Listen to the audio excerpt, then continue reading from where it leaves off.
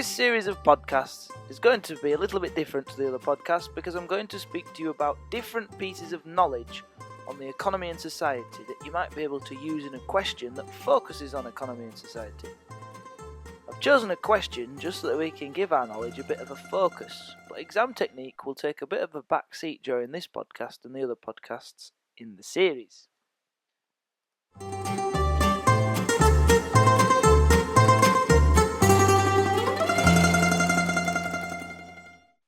Russia sought to emulate the success of Western nations, and they thought the secret to the success of countries like France, Britain and Germany was down to their advanced heavy industries.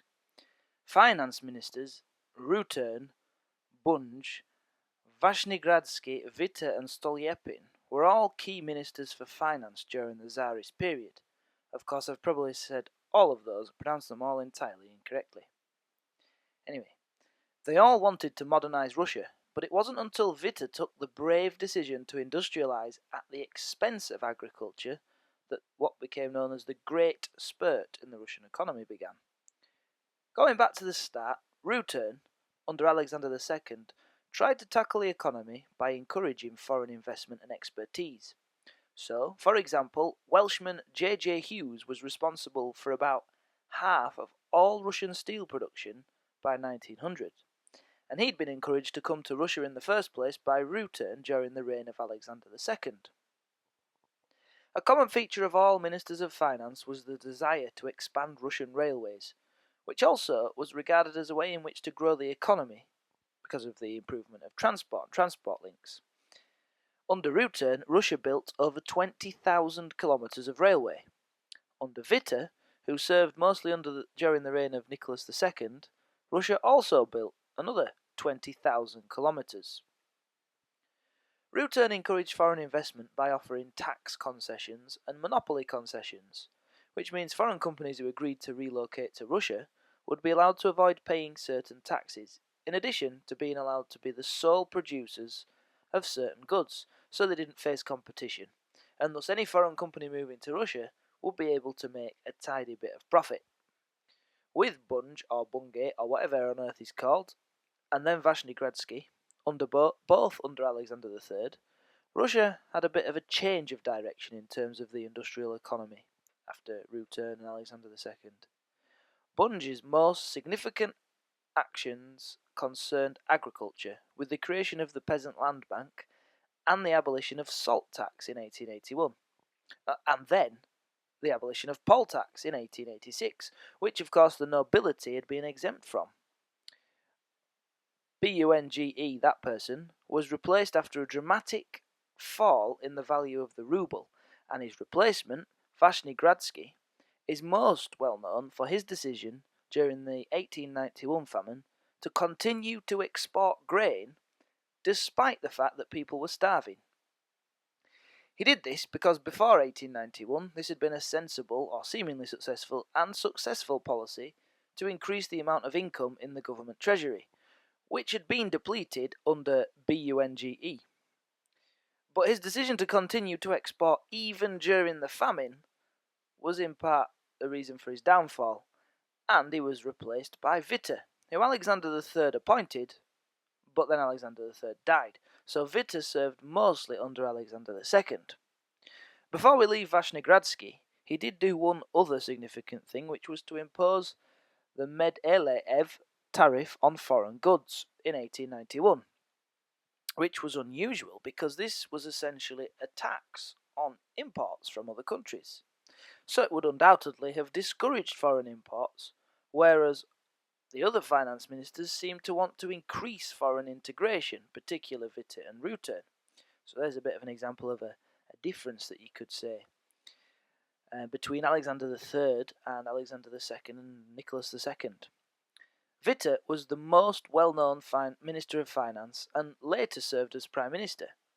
He was the first to increase investment into industry so that it ran at higher levels than the amount invested into agriculture. This was a risky move because, as you know, Russia was autocratic and the nobility were the principal supporters of the regime, but they were also almost all dependent on agriculture for their income. However, The Great Spurt seemed to justify Witta's choice, with income earned from industry shooting up from 42 million rubles in 1893 to 161 million rubles by 1897. And average industrial production rates increased by an average of 7.5% per year during Witta's time as Minister of Finance. Witte can be compared to Rutan because he resurrected Rutan's policy of encouraging foreign investment and expertise. On another note, although Russia was making progress, it was still behind the West. For example, even by 1914, Russia had 11 times fewer kilometres of railway than Germany, a considerably smaller country, and Russia only produced 10% of the coal that Britain did. The collapse of the Russian economy during the First World War is cited by some historians as evidence that Witta's reforms only resulted in short-term gains and left Russia's economy flawed when, for example, foreign investment was such a big part of the economy and it was withdrawn during wartime.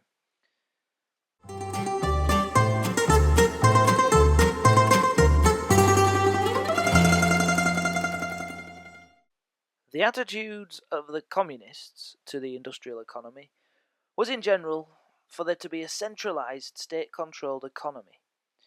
But there were variations between the rulers and some similarities between some of the Bolshevik actions and what the Tsars did. At first the situation was chaotic for the Bolsheviks, as under Lenin they faced the end of the First World War, the devastating and unpopular Treaty of Brest-Litovsk, and then the grueling Civil War. State capitalism was the name given to the original actions made by the Bolsheviks. Under state capitalism, workers' committees were given extra powers to run factories, to replace what would have been seen as the bourgeois capitalist managers, with Lenin's passing of the November 1918 Decree on Workers' Control. He also formed the Supreme Economic Council, which I will call SEC from now on. Or maybe I should go for the SEC. And this was so that the Bolsheviks could nationalise industry, as per their idea of a centralised nationalised economy. The formation of the SEC was followed by an announcement that all businesses that employed more than 10 people were to be nationalised. But this resulted in over 30,000 nationalised industries, so 30,000 industries that the SEC had to manage. And the SEC, unsurprisingly, struggled to cope with this. During the period 1917 to 1921, industrial output fell dramatically, so that by October 1920 the ruble was worth just 1% of the value it had been in 1917. But though it is impossible to know for certain, this is probably more to do with the Civil War than it was to do with the implementation of state communism, especially because state communism in its early form was soon replaced by war communism. State communism, alongside grain requisitioning, was really what war communism was. War communism was very unpopular for three key reasons. Firstly, it meant a continuation of the nationalisation of industry and a state monopoly of markets, which means that the government had total control of the markets.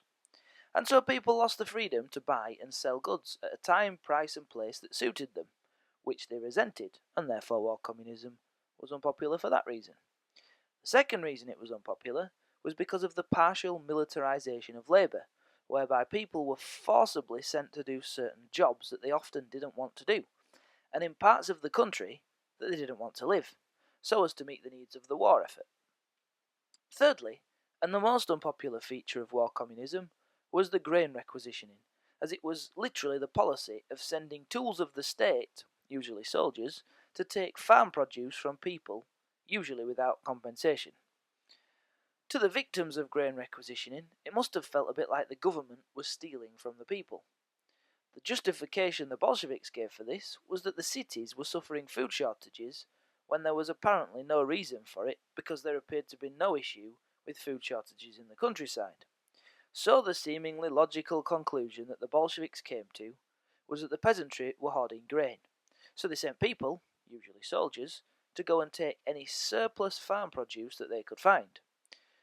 The result of this was that the peasantry grew to resent the new government, and saw no reason to bust a gut to grow anything over and above what they needed to feed their own families, because what was the point? If they grew extra, somebody was only going to come and take it away. So the food shortages became worse in the cities, and then the soldiers ended up coming and taking almost all of the food a family owned in some cases, regardless of whether or not this left the family or village with enough food to feed themselves. And thus, ultimately, the result was starvation and famine in rural areas. It's really not too difficult to see why grain requisitioning was the most unpopular feature of war communism, and similarly, why war communism itself was so unpopular. So, whether Lenin only ever intended war communism to be a short-term measure to combat the pressures of the First World War and Civil War, or whether he intended it to be the template of the Bolshevik economy, by 1921 the peasants, workers and, perhaps most importantly, many Communist Party members were calling for a change so that the economy could recover. That change was known as NEP, or the New Economic Policy. The NEP differed from war communism because it allowed some denationalisation, and so the government only retained direct control of heavy industry, whereas other industries were allowed to control their own affairs. Trade restrictions and strict government control of prices and of where, when and how people could buy and sell things were relaxed significantly, with the result that shops began to flourish. A new ruble was introduced, and it performed far better than the old ruble, which had been thoroughly devalued by wartime and the collapse of the economy. Surprisingly, NEP also allowed for a return to the encouragement of foreign trade, foreign investment, and the import of foreign expertise. I say surprisingly because at this time many left communists, such as Trotsky, continued to clamour for the spread of the communist revolution worldwide. Yet here is a clear similarity between the attitudes of Rutan under Alexander II, Witte under Nicholas II, and Lenin, because both of those finance ministers under the Tsars and Lenin with the NEP were trying to improve the economy through the encouragement of foreign investment. Lastly, perhaps the most cheered for aspect of NEP was an end to grain requisitioning. NEP was a success, or at least it certainly had a better impact on Russia than war communism had. More goods were available in the shops, industrial production rates increased, and there was even the emergence of a bit of a wheeler-dealer money-making section of society who were referred to as NEP men. So to support this we need some facts. Well, grain production went from 37.6 million tonnes in 1921 to 76.8 million tonnes in 1926, thus more than doubling the production of grain after the ending of grain requisitioning, perhaps because, with NEP, the peasants didn't have to fear people coming and taking their surplus produce, so they had a reason to grow a bit more, and if they did grow a bit more, there was a relaxation on state control of the economy, so they might be able to find somewhere to sell this surplus grain. So you can see perhaps why grain production doubled. Don't make the mistake of thinking everything was rosy under NEP, because there was still a bit of a problem with peasants not always selling their surpluses of grain. This was because the price of manufactured goods from the factories was relatively high and the grain prices were relatively low. So some peasants didn't want to sell their grain in the cities at the prices that they were being offered and opted to keep their produce instead, which stifled the economy because factories needed peasants to sell their grain for money so that they could buy the products from the factories. Also, Communist Party officials were a bit uneasy about NEP because of the capitalist elements of free trade, and left communists in particular felt that NEP was a betrayal of the October Revolution. NEP was abandoned by Stalin, who felt that he needed to abandon it to achieve his goals of catching up with the West and preparing the Soviet Union for a potential conflict with capitalist forces. A potential that did of course become a reality in 1941 when Nazi Germany invaded Russia. Stalin also wanted to achieve economic autarky, which means he wanted the Soviet Union to only have to depend upon the Soviet Union, which is a difference to Lenin and NEP because, of course, one feature of NEP was the return to an encouragement of foreign investment and expertise, and through that chain of thought, it also means that Stalin's aims were different to those of many of the Tsars. Stalin believed that strict, centralised government control was the only way to achieve his aims, and he was to go on to create his well-known 5-year plans, which are a bit misleading insofar as they didn't all last 5 years, and they weren't so much plans as they were a set of targets. They'd have been better calling them the around about 5-year target list that you must meet to make the economy better, or else. Anyway, to organise his plans, Stalin created something called Gosplan, which in English was the State Planning Commission, and was given the task of researching and calculating the target figures that would be given out in the 5-year plans. Gosplan would pass the targets that they'd calculated to some people called commissariats, who were in charge of different areas of industry in the Soviet Union, such as heavy industry, the food industry, and so on. Then the commissariats would pass the plans to regional directors, who would pass it on to the workers. There was immense pressure to meet the targets, because there was a risk you could be accused of being a wrecker and sent to the gulag or worse. And this meant that, understandably, some people exaggerated the figures. A wrecker, by the way, is somebody who's accused of sabotaging the economy for whatever reason. Seems a bit far-fetched that people would be trying to sabotage the economy of their own country, but that was the excuse that some officials gave for forcibly removing people and to keep the threat hanging above people's heads. Anyway, this threat of being accused potentially of being a wrecker meant that, understandably, some people exaggerated the figures, as I said.